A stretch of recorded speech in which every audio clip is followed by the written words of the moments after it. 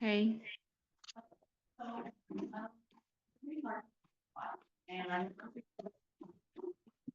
actually, it's a very important concept to sort of lay out foundationally that that these parshiot, at the beginning of the Torah are. We understand that the Torah is not a history book. We understand that it's not just a book of stories, right? Although it has the best stories ever. But really Torah, the Rebbe always used to say, Torah is from the word hora'ah, right? These are lessons that we take. And Torah is nitzchi, right? Nitzchit. It is eternal. So every single, and the Alter Rebbe famously said, we have to live with the times, meaning that the parsha of the week, of that week, of that year, has an eternal lesson for us in the time that we are reading it. So Parshas Noach is I titled this year, this is how Hashem set up the system. Okay, so let's jump in, and then I hope you'll be able to follow my train of thought of like how, why I picked this and what it can help us to see today. This is yours. Absolutely. Kind of find them together. Yeah. Okay, and all the to all the psuim. psuim from yesterday, and all the neshamot from yesterday. Although I'm not really sure how much higher they go. So anyway, the families should be comfortable. Okay, so we're focusing on the end of the story. Okay, it's a pretty famous story. I'm sure you're all familiar with it. Right, Hashem basically sees that.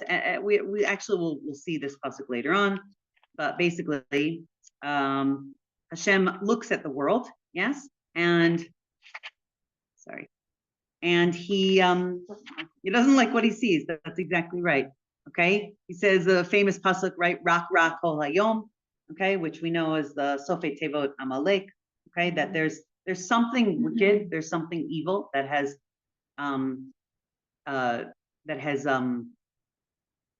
permeated the world, and it's not something that can just be taken out with a light washing. It needs a heavy duty washing. Okay. And we know, obviously, all Chazal and all Kabbalah tells us that the 40 days and 40 nights of the rain is like a 40 sa'ah of a mikvah, okay, and that's really what purifies anything that's like the symbol of purification, and that the world needed a purification, okay, and that's really what the Mabul brought about. But then we have this very interesting episode at the end of the story, right? Noach comes. They're in the teva. We all know the story, yes. And ultimately, when they come out, what does Noach do? He brings a korban, okay, and that's really where these first few psukim on the source sheet come from.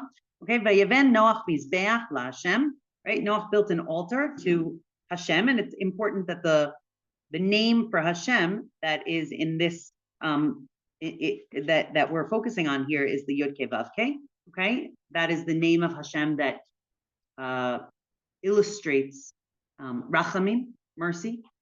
Okay, vayikach mikol habehema hatahora umikol haof hatahor vayal olot bamizbeach. Right, he took some of every kind of the pure animals and of every kind of pure bird, and he offered them up on the altar. Vayarach Hashem es reach hanichoach, and Hashem smelled this delicious scent.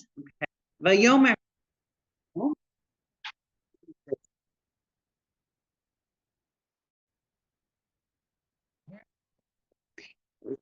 Sorry.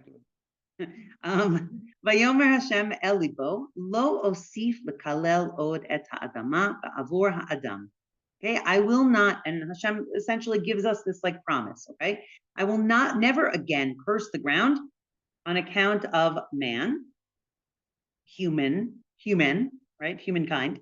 Ki yetzer lev ha'adam ra min urav, because the yetzer lev ha'adam, the drive of a person is ra min urav. Okay, now how we translate that word ra is very interesting, right? At the beginning of the parsha, we saw Ra Kol Hayom. Okay, Ra meaning bad, wicked, evil, something not good. So that was the reason for the bringing the Mabul. And now we have Hashem saying, I promise never to do this again because you have this Ra in you from birth. And I will never again kill all of the creatures like I did just now. And one more pasuk. Od kol yemei haaretz zera v'katzir v'kor v'chom v'kayitz v'choref v'yom v'layla lo yishpotu. And he says, very interesting, he gives this promise that everything's going to go according to patterns, right? There's a system that Hashem sets in place. We have winter, spring, summer, fall, yes? And that's never going to change. And we have day and we have night, and that's never going to change, okay? And we know during the beginning, opening psukim, we saw Rashi said, I think we talked about this last year, that Rashi said that during the flood, the seasons did stop and the day and the night did stop. It was like nighttime the whole time. Yeah. So now Hashem is like putting in, it's so funny. We started with that I updated my phone, but like basically Hashem is putting in an operating system into place. Okay. And he's never going to change that. I have to admit that it's a funny thing when you live in Australia, right? But for the 5 years that I lived in Australia, everything was hafuch, right? Like it's not winter in the right time and summer in the right time. Like but it is the right time. It's the right time for them, right? But it's not like it's very interesting, but it exists. Right? So even for that, right? It's in its place for being on the bottom there, okay? But so this is a comfort to us. You do it at the same time because you do it according to Eretz Yisrael. Yeah. Right? Yeah. Yes, Andy. I'm trying to understand. I'm trying to understand where this is going. Was it that I thought you could do it and therefore I made a mistake? Like I know. Okay, so this is the whole shear. We're gonna. That's exactly the question, and that's what we're gonna try and figure out. Okay. So let's hold off for a second, okay? And let's go through some of the sources. Yeah. I can see a correlation between what happened in October 7th and the. Yeah, for sure. Hamas, right? That's the word that's used, right? What's it say? The Timalei Haaretz Hamas. Yeah, absolutely.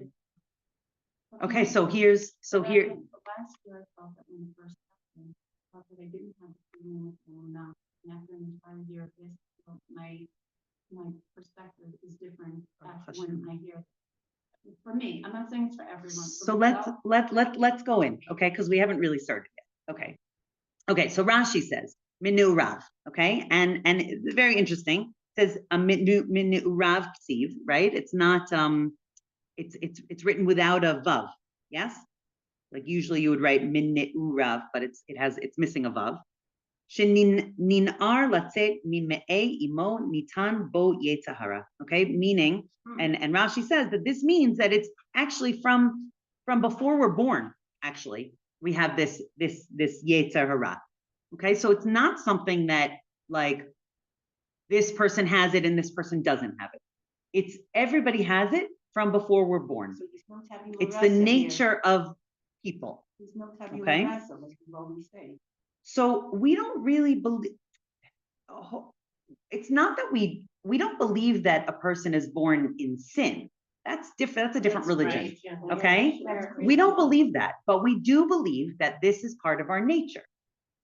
You have the tendency, you have the ability. You have it. So, and what we do with it is what is the story of our whole life. Okay. So let's see that I'm gonna go through a few of the sources so that you can get like the gist of where we're going with this shir. Okay. Before you started with the Mizbeach. You started with the Reach Nichoach, really, is what we're talking about. I didn't even start before that because from the time he came out of the Teva, he already was wrong. But as far as we said, no.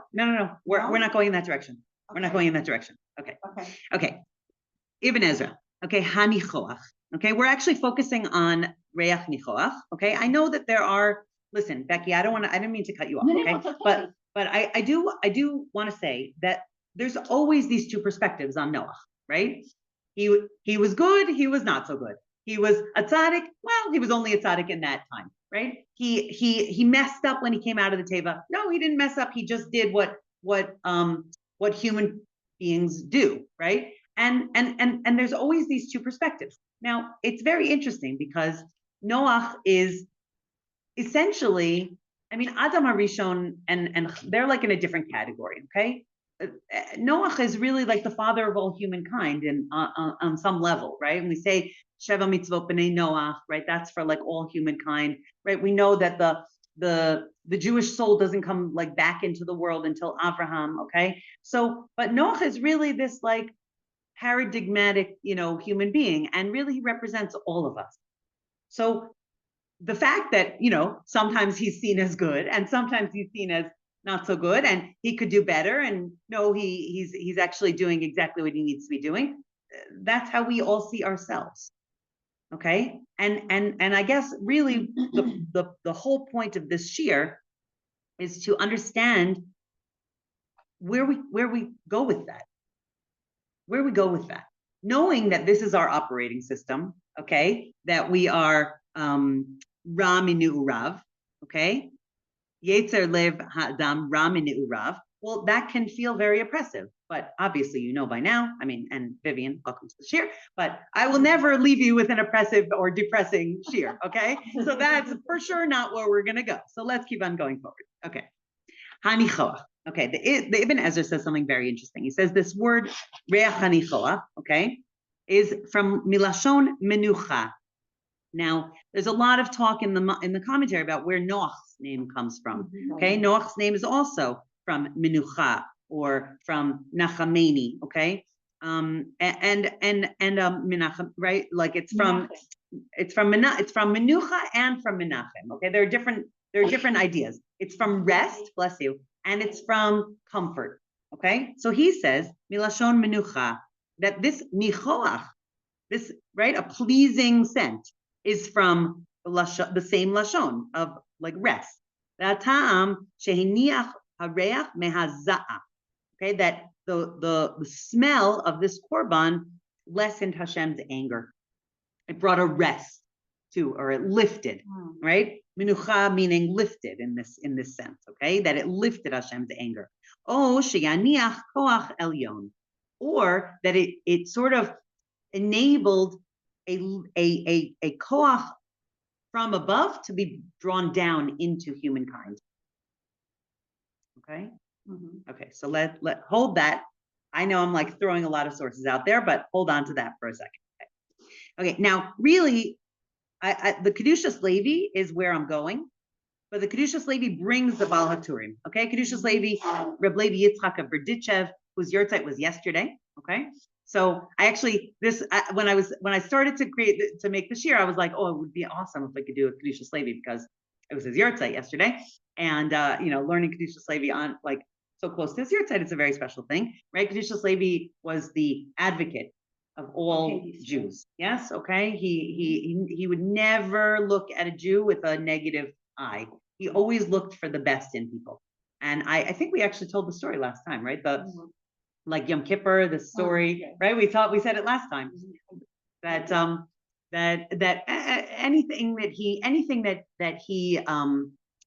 any way that he could look with an ayin tov, okay? So he did. Okay, so we're gonna learn him, but he's basing his thing on the Baal HaTurim. Like you see, a Jew cannot lie. Right, exactly. That's what he says. Right. We said that last time, right? That we said that story. Wasn't that in this shiur? I can't remember. Okay, so I'll tell it quickly so that it's not like out there hanging. So he like came across a Jew who was not religious, or who was a Jew, let's just say, right? And he was eating, and it was Yom Kippur, right? And the Kedushas Levi says to him like, oh, did you not know that it was Yom Kippur? And the Jew's like, oh, no, I knew it was Yom Kippur, And Reb Levi Yitzchak, he says like, oh, maybe you didn't know that you have to fast on Yom Kippur. Maybe you don't know what Yom Kippur is. And he's like, oh, no, I know. You have to fast on Yom Kippur. I know. And then Kedushas Levi says like, oh, are you ill? Do you have to eat because you're ill? And he's like, oh, no, I'm perfectly healthy. Just eating. you know, and so Kedushas Levi looks up to Hashem and he looks up to Shammai and he says like, Hashem, look how honest your people are. Right? That's so like when you meet someone like that, right? That's the piece of that's someone that we need to always be learning to, right? Because some of that should seep into us as Hashem. Okay. So he brings the Balatur. Okay, he says the first words are Itav Balatur. Okay, and so we'll just look through the Balatur. The Balatur says Vayarach based b'Masora. This word Vayarach, and literally those words. Okay, Vayarach Hashem es reach mikoach. If you look down to the to that next source, no, not the next source. Sorry, source number 7. Source number 7. Okay, gracious, right? It's later on in gracious, right? Where do we know that word Vayarach from? Okay, when Yaakov puts on Esav's clothing and goes in to receive the bracha from Yitzchak. So the Torah says Vayigash Vayishak lo, right? He came close and kissed him. Vayarach es reach begadav, and he smelled his clothing, the scent of his clothing. V'yivarchehu, and he blessed him. Vayomer re'ei reach b'ni kereach sadeh asher berchu Hashem. And Yitzchak says, look, the scent of my son is like the smell of the sadeh, which the Mefarshim tell us means Gan Eden. Okay, so that's where we have this other reference to Vayarach. So the Balaturim, who is very good at finding the same word in different places, right, without Safaria. Exactly. Okay, Vayarach based b'Masora. Okay, it's brought twice in Masora. Hacha ve'idach Vayarach es reach begadav. Okay, here and where Yitzchak says it, or where the Torah tells it about Yitzchak smelling the scent of Esav's clothing on Yaakov. V'zeh shedarshu razal afilu poshei Yisrael atidin sheitnu reach. Okay, and from here, Chazal have darshan out that even the poshei Yisrael will in the future, the poshei Yisrael meaning like criminals, okay, not such followers of the law, okay, even they in the future will bring a reach, a smell, okay, and reach means, right, it doesn't mean a smell, it means a good smell, a scent, yes, like I have this I have a diffuser at home and I have a box of essential oils and I keep it in a drawer. And every time I open the drawer, it smells so good that I don't want to like stick my head in the drawer, you know, but it smells so good. It's this good, pleasing scent. Okay. So in the future, even the Poshei Yisrael will give this pleasing scent. V'zeu vayarach es reach begadav. And the Balturim says, Al tikreu begadav. Don't read begadav like clothing. Ela bogdav, which means they're deceptions, okay? V'yarach Hashem es reach hanichoach, okay? Where this is in our parsha, right? Hashem smelled this pleasing scent. Shatidin litain reach nichoach, that even that, the bogdav, the deceptions will be pleasing to Hashem. The scent of that will be pleasing to Hashem. What does that mean? Okay, so what does that mean? So now let's skip the end of the Balatur and go down to the Kedushas Levi. Okay, so you can skip the first 2 lines until the period. Okay, because he just brings what we just read. Okay, Ayen Sham, after Ayen Sham in the second line of the Kedushas Levi. Okay. Nira al Pisha Amar Kvod Adoni Avi Mori v'Rabi. Okay, so it could be that he's quoting his father. More likely, he's quoting his the Magid of Mezrich. Okay. Vayarach Hashem es reach nichoach, that when Hashem smelled this pleasing smell, this pleasing scent, kulu shahareach mechan ba hanichoach, that the shahareach mechan ba hanichoach, or mechan ba hanichoach, that from the scent comes the nichoach, from the scent comes the pleasingness. Okay, from the smell comes the pleasingness. Okay, what does that mean? Okay, so this is a reference to the fact that we have a yetzer. Okay, and the yetzer is, when it's referenced like this, it always means the negative one. Okay, the yetzara. We have a yetzara in us. Ve'af al pi chen kovesh et yitzro ve'oved et Hashem. Oh, here's the kicker, right? We are born with a Yetzer Hara. But when we conquer the Yetzer Hara and we choose to serve Hashem, how awesome is that? How awesome is that? Galalken, and because of this, Vayomer Hulu lo osif od ki Yetzer lev ha'adam ra min ne'urav.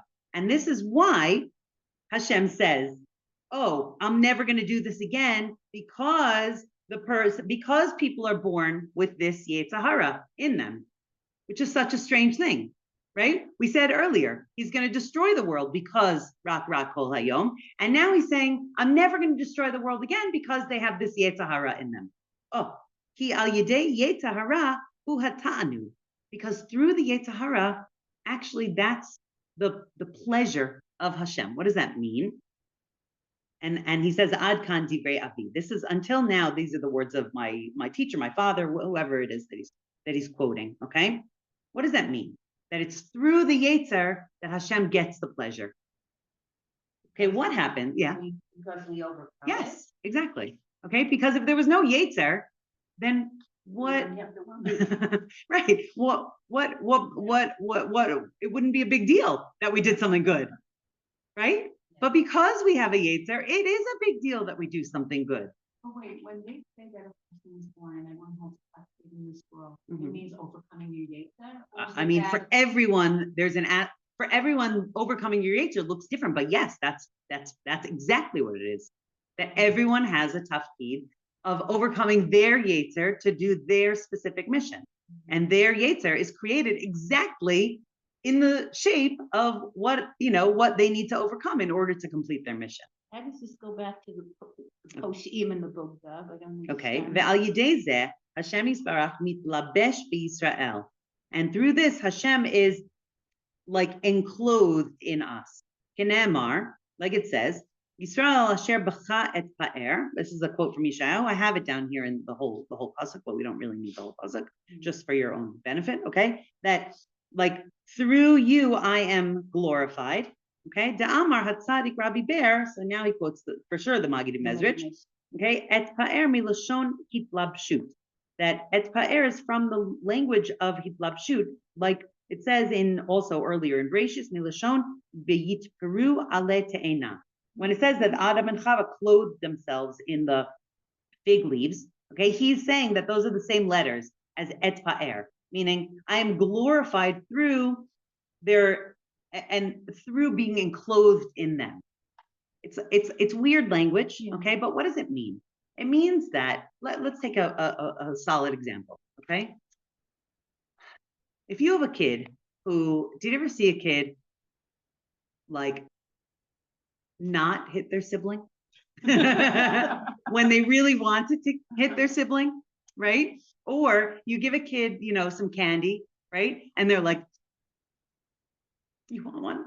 Like it's so hard. Okay, I'm using like very easy examples, right? But for all of us, right? There are things that are very, very hard for us to do. Okay, and there are things that we have to really bite our tongue not to say, or really like hold myself back from doing that thing.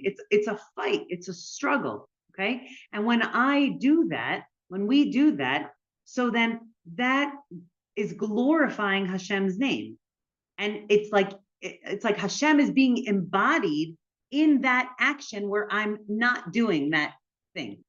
I'm stopping myself from doing that thing, right? Or I'm doing a good thing that's very hard for me, right? So I reach out to someone that I've been in a fight with, right? And I make peace with them. So that is in that phone call, in that WhatsApp, in that conversation, in that cup of coffee that you're sharing together, in that moment of like, oh, I really don't want to do this, but I know I should, right? That's Hashem being enclosed and glorified, embodied in your actions, because you're literally climbing over a wall to do that, or you're breaking down a wall to do that, or you're right. So that's what he's saying here. And it says actually very, very clearly. He says, Velo b'malachei mala, right? I skipped ad kan dvarav, whatever.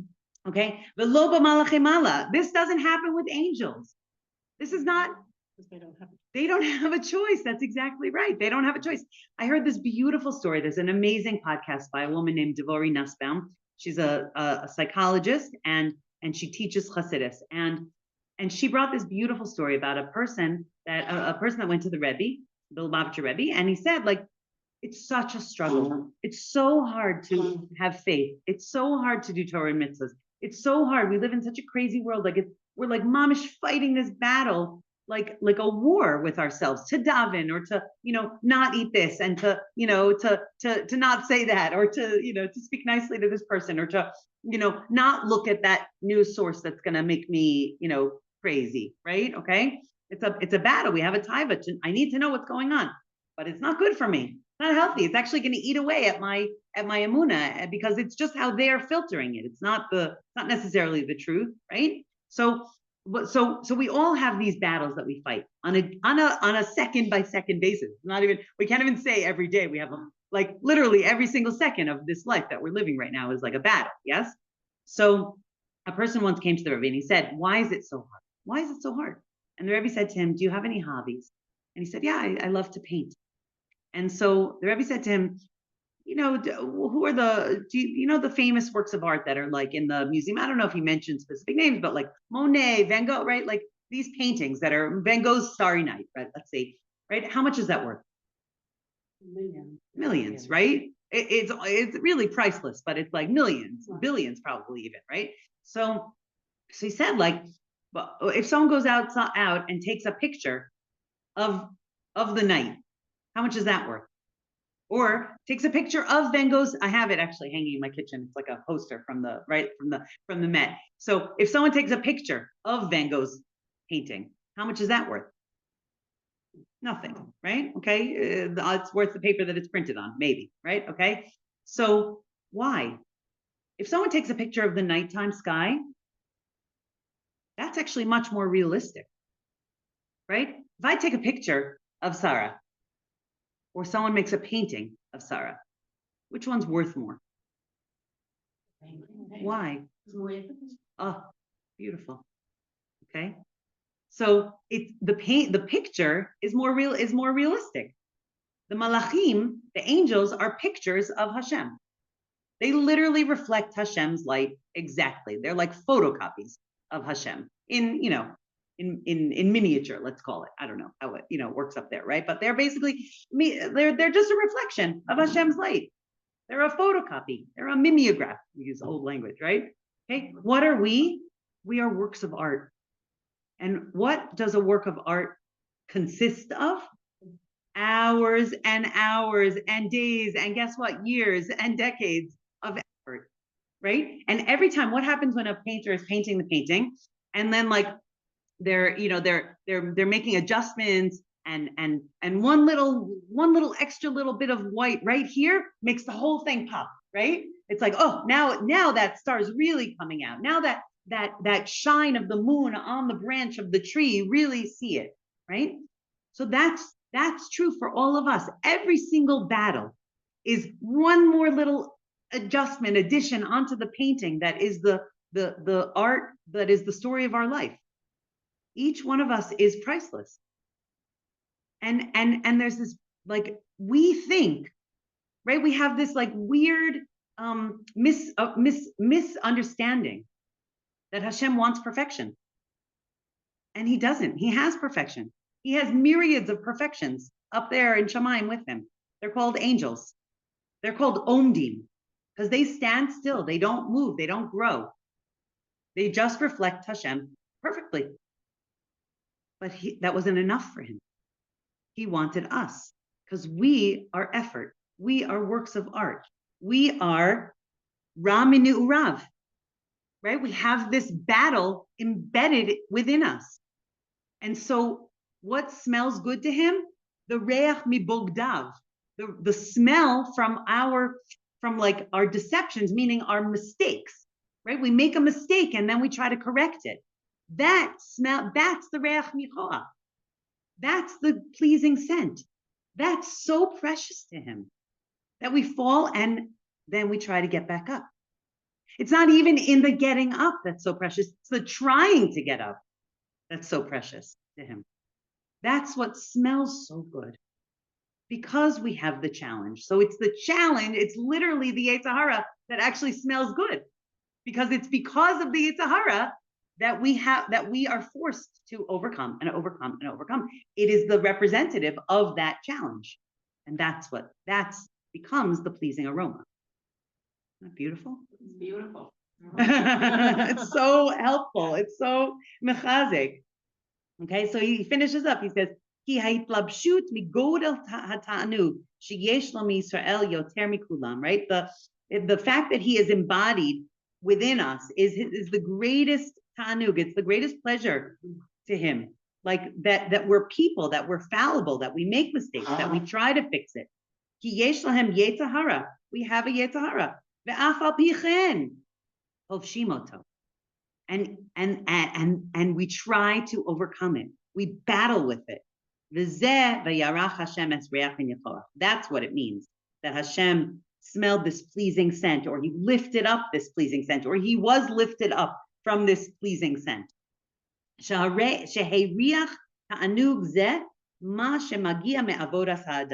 this, what lifts up this tanug, what makes it have this scent, is the avoda, is the service, is the effort, is the struggle. He's not even talking about the end result. No, he's just talking about the hishtadlut. Because you know what? The end result is not in our hands. It's not in our hands. Lo alecha hamlacha ligmor, right? That's in Hashem's hands, right? I can make a whole. The other day I put a tray of, I cut up all these vegetables, and I make this roasted vegetable salad, and I put the tray in the oven, and then promptly forgot about it and went to do a million other things. And then one of my kids was like, "What's that burning smell?" And we took it out. It was all nice little perfectly crisp black squares in a tray. And like, okay, so it didn't work, right? I mean, obviously there's an aspect of like, I could blame myself. Or I could just say, okay, we weren't meant to have that, that salad. It's a little bit none. I could have put a timer on. I could learn from that next time I should put a timer on, right? Which one's more, okay, this is a great example. No, this is a beautiful question, right? Which one is more helpful, right? Because I think that most of us have a tendency to be like, oh, I'm so stupid. I forgot about the vegetables, and now they're ruined, and now we're not have the salad, and I put so much effort in, right? Like, because that's a tendency, right? We can beat ourselves up, and we think that's holy work, right? That beating ourselves up. Or I could say, okay, it wasn't meant to be that we didn't have the salad, but you know what? Next time, maybe I can remember. Maybe this will help me remember that I put a timer on next time. Right? Which one helps me grow more? The second one, right? Because if I endlessly beat myself up, then I don't get menucha. I don't get lifted from it. And every challenge that actually we face in our life, the whole purpose of it is to lift us up. Literally, that is the purpose of it. It's interesting because the Kohen Gadol feels like it smells really nice, and he's the only one that can really handle it. And I think that he's like the epitome of like serving Hashem. Like, we have to follow that. I mean, you come to him also like bring korbanot and also the uplift, but it's through that like connection that you have to just trying to do things for Hakadosh Baruch Hu that what makes that smell so nice, right? And what's interesting is you're not allowed to put honey on the toilet. Yeah.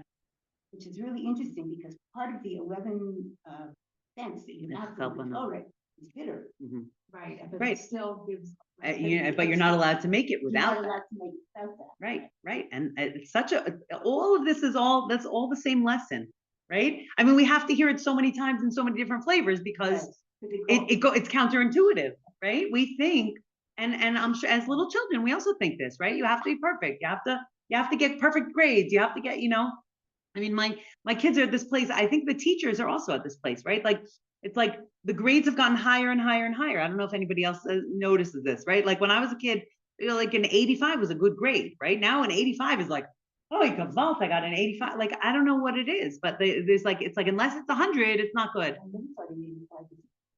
Well, I'm sorry, but you have to, there's a skill, but anyway, it's not even about good or bad. It's about growth. It's really about growth. That's what it's all about. Okay. So, I once got a 98 and I was really upset. Okay, and yeah, the teacher I know, took- you're one of No, those. no, no. I'm just kidding. No, wait a minute. But I was hysterical. And the teacher took my paper and he said to me, 98. He said, you know what? Let's go down to 89. Mhm. I said, how did you do that? He said, well, I could find this, that.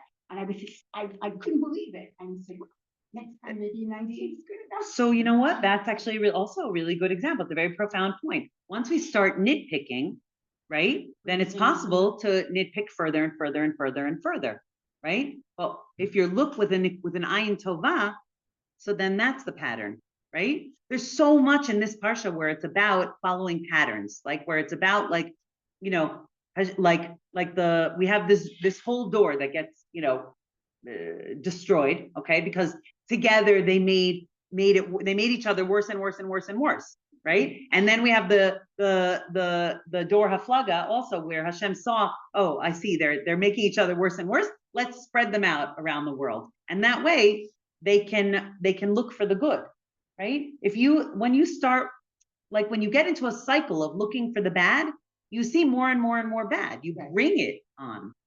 So we have to put ourselves into the cycle of looking for the good, because that also works as a cycle. You see good and good and good and good, right? You have to, with the past, that's like the famous catchphrase of parenting these days, right? You have to catch your kids at something good, not at something bad, right? Because it's very easy to catch your kids doing something bad, but it's not as easy to catch them doing good. But once you start catching them in that, then you know you see it more. Your eye gets adjusted, and you start looking for different things. It's like when you learn a new word, and all of a sudden you see it all over. Yes, exactly.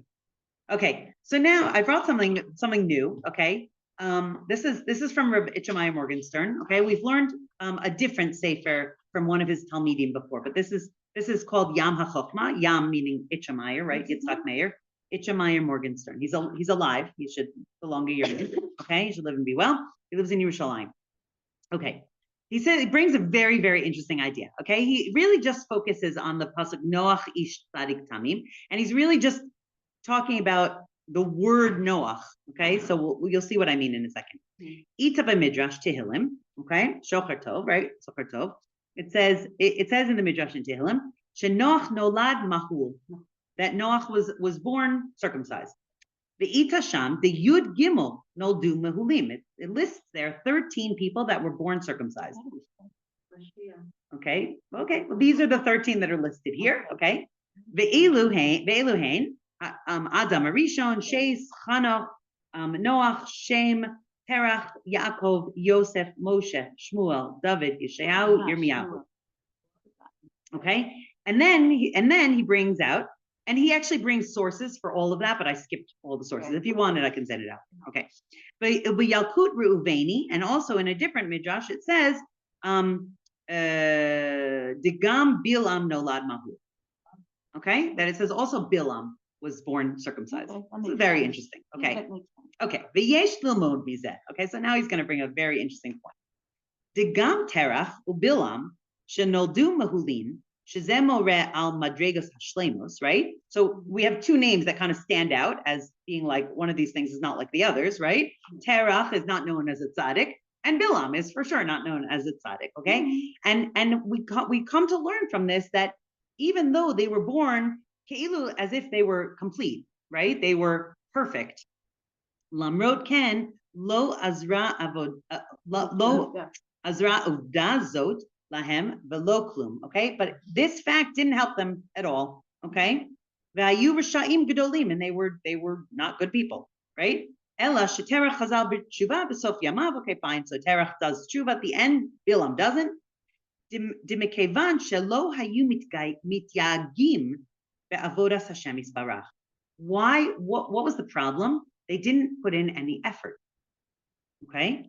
Velo hayu oskim kla b'torah mitzvahs maasim tovim v'chadome. Right? They didn't try to get involved in Torah mitzvahs and you know and maasim tovim. Right? Meaning they don't try to serve Hashem. They don't try to get involved in the good aspect.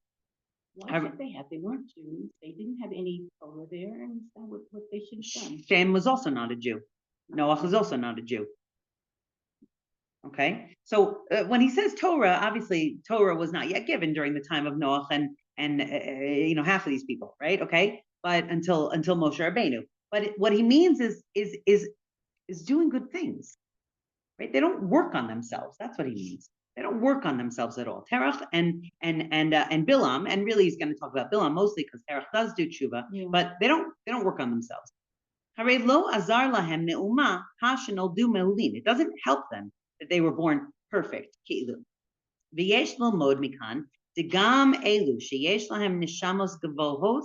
Okay, those we learn from this that even those that are born with these very, very high souls, and people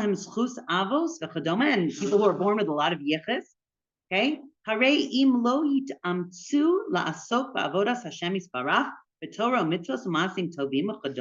if they don't put themselves out, work on themselves or put in effort to get involved in Torah, mitzvahs, doing good things, working on themselves for positive self-growth. It doesn't help them that they have a very high soul. It doesn't help them that they, right? Bilam, okay, great. He was born, with great potential, but that's all it is potential. And he never realized it, right? The realization of the potential is in the effort, right? Let's say that again, because I want to make sure what it's not. The realization of the potential is not in the achievements, okay? The realization of the potential is in the effort, is in the, I want to grow. I want to work on myself. That's the realization of, that's how the potential gets realized, right? The realization of it is kind of like not up to, right? That's what we said. It's not on us, the outcome, but the effort put in is what's available to us. V'yesh la'asmich bazeh et divrei harambam. Okay, so he's going to add. I didn't go to the Rambam to look it up. Okay, but he says basically b'mashe katav b'shmona prakim, like it says in the famous section called Shmona Prakim. Diyoter tov la'adam sheyeh nivra im midos ra'os v'chadome. Okay, v'hu ya'amol al zeh kedei lezakech et midotav v'chadome. That it's better. The Rambam actually says something so funny that he says this. It's better that a person is born with bad midos, right? Bad personality traits, character traits, okay?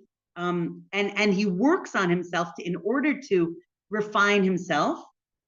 That's actually better than someone born with like a natural tendency to be a tzaddik. That's what he said. Yeah. Right. But we don't really think of ourselves that way, right? We say that, but it doesn't filter into how we think about ourselves always. Okay. It's true. Also, if you look at kids in a classroom, sometimes the kid who's very smart and doesn't have to put in any effort, he knows everything, and then he stays static. Right. But the person who knows he doesn't know and he has to work very hard, he can outshine that student. Yeah, absolutely. I remember when I was applying for university, someone said to me, because I was a terrible student in 9th and 10th grade, and then I was my fire got lit, and in 11th and 12th I really wanted to learn, and I really did a lot of effort. I put in a lot of effort, and someone said to me at one of my college interviews, they said, we value improvement over like continuous good grades, like and I was like, wow, that's really encouraging, thank you. And I got in and I went there, but I thought that, I don't know if it's, I don't know if that's true for all aspects of a judgment call on giving someone a job, but it was very valuable to me. It was very interesting to see it from that perspective, that improvement is actually like more precious than like, this is easy for me, so I'm just going to do it this way, right? Because there's things that are easy for all of us. Yes. But does that mean that we shouldn't put in any effort in those areas? Probably not, right? It doesn't mean that. It means great. It's easy for you. That means you could go even higher in that area. This is hard for you. Great. You got to put an effort there also. That's right? the only way you can grow. That's the only way you can grow. I had a very interesting, I was in Ariel for Shabbat the Chol Hamoed. I have 2 grandchildren, one who loves candy like normal kids, and one who can't stand anything sweet. Okay, nothing. She only likes stuff that's not sweet. Anyway, they had company coming in, these 2 little girls, and one little girl kept looking at the candy, but the other one was eating. And Kobe said to his daughter, he said, "Right, Lila, chelik meha sukariya shela." And she like Froze. and the other one said to her, said to the little girl, she said, "Well, because for her it was nothing." Right. And then the other sister looked at her and she said, "Oh, and I thought it was really very interesting because the other one would have given it. She didn't want it anyway. And the other sister who realized that the father had asked her to give it, Wow, said, that's so "Okay, even though it beautiful. means a lot to me, it doesn't mean anything to take from me." Right. And I looked at the 2 of them and I said, "My God, I wonder if they realized that they just Ashray. wasn't me at all." Yeah, but that's it's a beautiful mita, right? To know that this is valuable because it's hard. Because it's hard for me. ומי שנברא במידות טובות בטבע ורוצה גם כן לזכות להיות במדרגה גדולה, and this is what the Rambam is saying, this is what the Rabbi Shemaiah is bringing out, that someone who is born with like a good, like a natural tendency to do good and wants to refine themselves even more, הרי הוא צריך לעשות סיגופים ועבודת גדולות, ועל ידי זה יזכה גם הוא לאותה מדרגה שזוכים אלו שנבראו במידות רעות mishbarim mizakchim otam, right? So a person that wants to grow but is born with, like, in the way, like we said, like in the way, things that are easy to us, or someone that's born really good, so they have to kind of work double, they have to double down and be like, and like take on things that are like harder for them in order to like activate this process of personal growth, because they were born with this, like, already on a high madrega. So they want to get even higher. They have to kind of like put themselves into challenging situations. And that's, we look at Moshe Rabbeinu, right? Moshe Rabbeinu was born perfect, but, but he was put into so many challenging situations, and he, we know it took 7 days, right, for Hashem to like convince him to take on the job of, leading Am Yisrael, but eventually he did. And, look where he grew to from that. Wasn't easy. Not like it was easy. With all of Moshe Rabbeinu's talents and abilities, it still was not easy. It was the hardest thing in the world. But he put himself into that. So like sometimes we feel like, well, if this is hard for me, then it means I'm not supposed to do it. Or if this is hard, or like life is so hard, like why is it so hard? And I think like we forget to get the hana'ah for ourselves of like looking at how much we've grown. Like, I think it's very important to look at our own successes and our own ways that, like, oh, this used, like to think, to like maybe take an accounting for ourselves of like, oh, this used to be really, really hard for me. And look, I've gotten better at it. It's not quite as hard for me anymore. And like to see, right? Okay. Because again, it's always easy to look at what's hard, right? But when we understand why it's hard, and that the hard is where our muscles get pushed, right? So then we can like appreciate it with like a completely different perspective. I think it's also the same concept of when you decide some point in your life that you want to make aliyah. If there's something you want to change, and I'm not saying what's going on have any bad mistake. Right. I just felt that there it was like you got off, you just went to work, you did what you had to do. I didn't have this statistic every single week and learn to go around and say to myself at the age that I was, you know what, I need to learn more.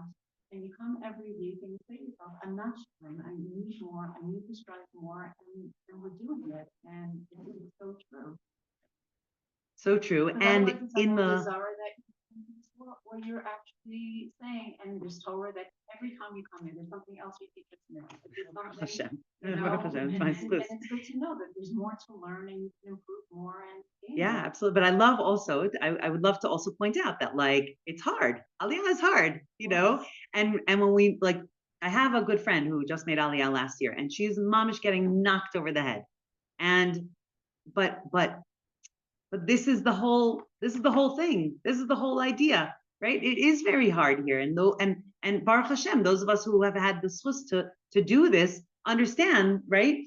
Look, think about who you were when you made Aliyah, right? And you're absolutely right. Maybe you wouldn't have been, choosing to come and learn Torah, but here you are, choosing to come and learn Torah, and that's it's like quenches, right? There's something that was thirsty, and this is the quenching of that. This is what quenches that. And then we get thirsty again, we quench it again. He goes into a whole thing here. I think we're going to skip out on with the word Noach and the discussion in the Gemara that it says there's a discussion between Beis Hillel and Beis Shammai, and they discuss it for 2.5 years. That it was halalu omrim Noach lo la'adam shelo nivra yoter mishenivra. That these say that it would have been more Noach for a person to never have been created than to have been created, and these say Noach lo la'adam shenivra yoter mishelo nivra, and these say that it's yoter, that it's more Noach for a person to have been created than not to have been created. And in the end, what's the decision? They decide Noach lo la'adam shelo nivra yoter mishenivra, that it's more Noach for a person to not have been created than to have been created. And he takes this and he plugs it back into the Rambam's argument. And he says that shelo nivra means to not have been created shalem. That it's better, it's more Noach for a person to have been created with a lot of challenges and with a lot of things to fix, because then they spend their whole life fixing and getting closer and closer to Hashem, rather than being created bishleimut, where they just kind of rest on their laurels. So I want to go back to the other side of the page for 1 second. On the bottom of the first side, the source 10, it's just this beautiful idea from the Mittler Rebbe, which will hopefully bring it all together. The second Chabad Rebbe, he points out that kamo ki yetzer lev chulu, right? That this that the what does Hashem say? That the yetzer lev ni'urav mi ni'urav, right? That's the pasuk. Shenaseh seichel v'tam lizchut, right? That now Hashem is using this pasuk as a zchut, right? He's using it as a positive thing, it's a what's the word I'm thinking of? It's like a positive aspect of people, that we were born with this yetzer minu rav. It's a positive thing. Asher tchila haya zeh seichel atzmo notek klapei chov, because at the beginning of the right, k'mo shekatuv vayar ki rabba ra'at haaretz, whatever. Although the pasuk at the beginning of the parak points to this word that the nature of man is bad, and that was the judgment, and that was why the flood came. And now Hashem is saying that the nature of man is that we have this yetzer hara, and He's using it as a zchut, as a positive aspect. So what changed in the middle? And this is a very important lesson for us, right? We could look at the flood and we could say, well, we're bad, and therefore, so there's a lot of Torah on the fact that there was an evil in the world at that time that had to be wiped out. And when Hashem wiped it out, it was gone for good. Yeah. It was gone for good. And all of that level of evil has not come back into the world, no matter what it looks like to us. Okay. And therefore, I'll just use it as a self thing, right? Sometimes we could say to ourselves, oh, I'm the worst person in the world. I made this mistake. I made that mistake. Okay. And even about other people. Okay. They should all do tshuva, or they should all be wiped off the face of the earth, whichever one comes first. Okay. But meaning that there was an evil that existed that no longer exists. And so now our challenge is that we have this, and we have to understand that the purpose of it is the overcoming. Okay. But what I want to say is that it was a process. It was a process, meaning the world went through changes. And the world continues to go through changes. And where we are right now, even though it might look like we're back at stage one, we're not. We're not. We know we're not, because the world still exists, and we've been developing and we've been growing. Whatever the evil is that's in the world right now is something that is in the level of that we need to overcome, and that we can overcome. If we couldn't overcome it, then it would have been like in the category of that Hashem needs to wipe it out. But somehow we're in this place where there is this evil that we have the ability to overcome. And that's why I brought the Ibn Ezra at the beginning, that it says, Sheyaniach koach elyon, right? That there's some kind of koach that's coming from above to lift us up in this battle. And that was the final idea that I wanted to share. That No, I was gonna say, it's just interesting, because Abraham's not on the gift, and he's doing 10 times he has to sit there and lift himself up and work on himself. And meaning of the, And if you look at people who were the beginning change after Noah, he's the start. Like, this is, he wasn't born Shalem, and he still lifted himself up. so Noah was born Shalem, but he But I'm worked on saying- himself. but I'm saying Abraham we wasn't elect born Abraham Shalem, and he wasn't, worked on and himself. here- Right, and exactly. our Exactly. lesson is that we take it from there. Exactly. Whatever challenges we have, those are our needs, and we have to either do well or fail. Yeah.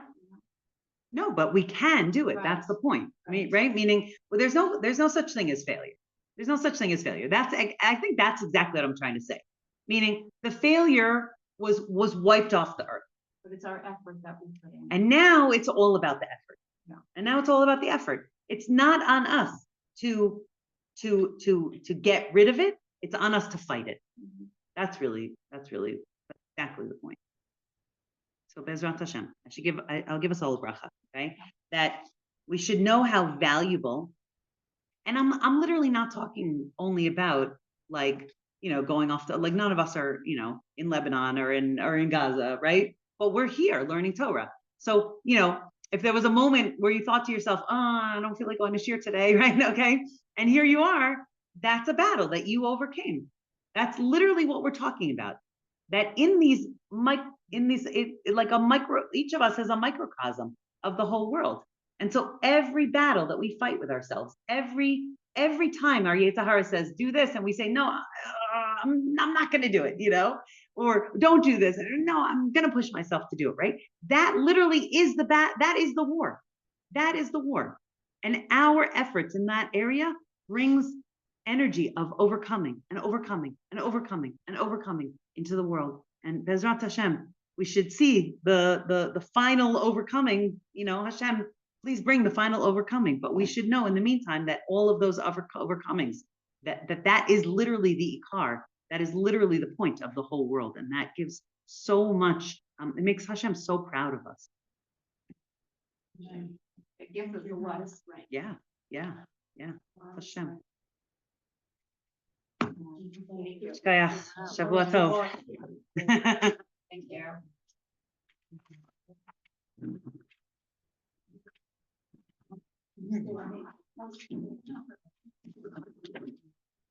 What's your name? Hi, Tehila. I did record it. And also Gili records about it. She puts it on YouTube. Oh, there you go. Yeah.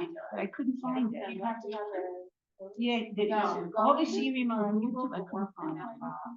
And I guess Donna will come up. Oh, that's how you put- Ah. That- So You I have to put your name in to the YouTube. I couldn't see. I find know it. when I put her name in.